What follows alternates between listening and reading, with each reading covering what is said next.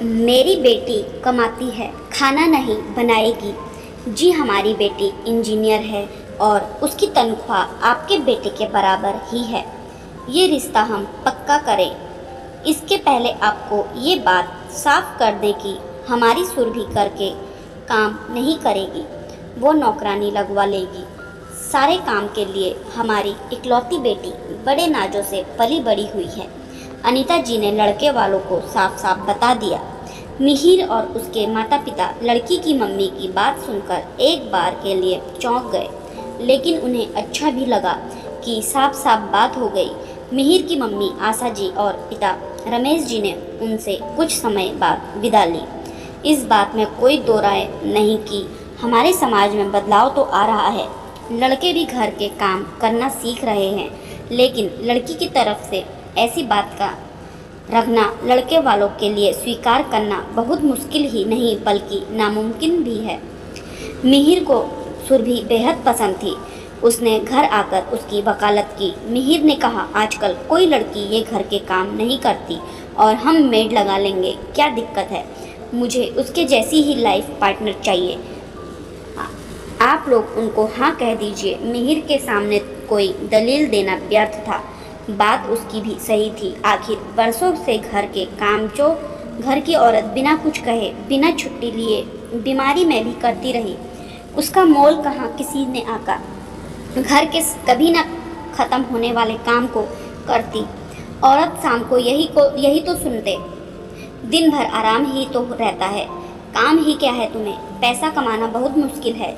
अब जब वो पूरी तरह से पैसा कमाने में समर्थ है तो क्यों करे घर के काम। यही वजह है कि आजकल लड़कियों को आर्थिक रूप से आत्मनिर्भर बनाने पर जोर दिया जाता है। मिहिर का विवाह धूमधाम से सुरभि के साथ संपन्न हुआ। बहू बनकर सुरभि मिहिर के घर आ गई।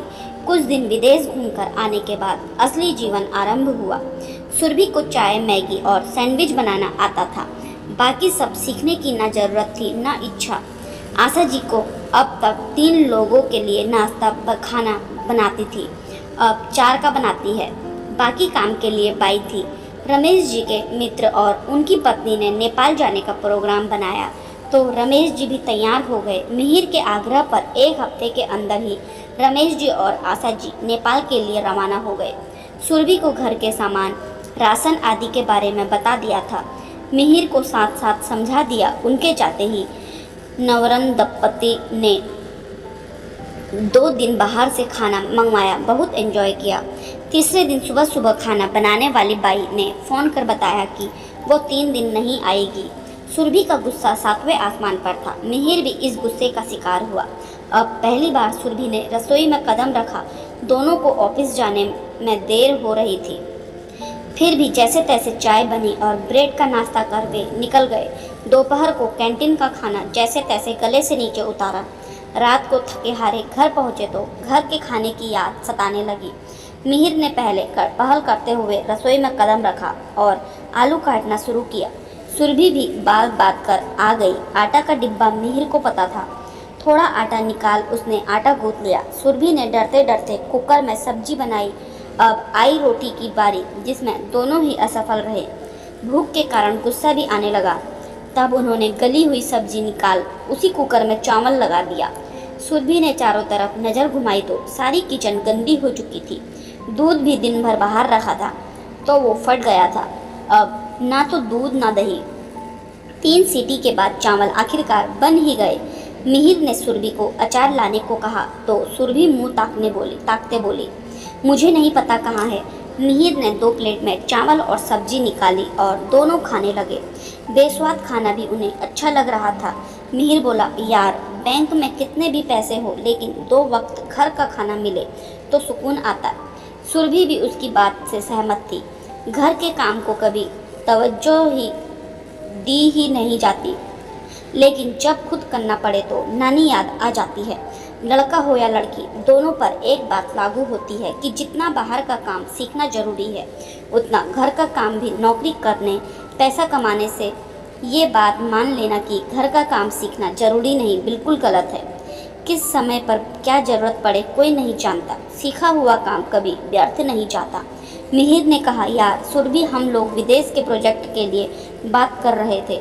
यदि हम दोनों लंदन जाएं तो फिर ये सारे काम कैसे होंगे? हम दोनों तो नौसिखिए हैं। सुरभि ने सिंक में प्लेट रखते हुए कहा, अरे हाँ, वहाँ तो मेड कुक कोई नहीं मिलता, सारा काम खुद ही करना पड़ता है। अगले दिन बाई आ गई, फैला हुआ किचन देख बोली, दीदी ये क्या है, मैं ऐसे कैसे काम? मिहिर ने जवाब दिया, आज आप कर दो, कल तो मम्मी आ जाएगी। अगले दिन आशा जी और रमेश जी वापस आ गए। आशा जी ने फिर से घर संभाल लिया। सुरभि की आज छुट्टी थी तो वो आशा जी के पास आकर बोली, मम्मी आप मुझे खाना बनाना सिखाएंगी? आशा जी मुस्कुराते हुए बोली, अरे हाँ, क्यों नहीं, जाओ मिहिर को भी बुला लाओ, दोनों सीख लो। सुरभि को आज एहसास हुआ कि ऑफिस जाना, घर संभालना दोनों ही जरूरी है। अपने घर के काम तो करने आने ही चाहिए। तो दोस्तों, ये आजकल अक्सर सुनने को मिलता है कि लड़की कमाती है तो खाना नहीं बनाएगी, लेकिन दोनों काम दोनों के लिए, लड़के और लड़की के लिए ज़रूरी हैं। कोई भी काम छोटा नहीं, घर के हर काम के लिए हमेशा आप मेड पर निर्भर नहीं हो सकते।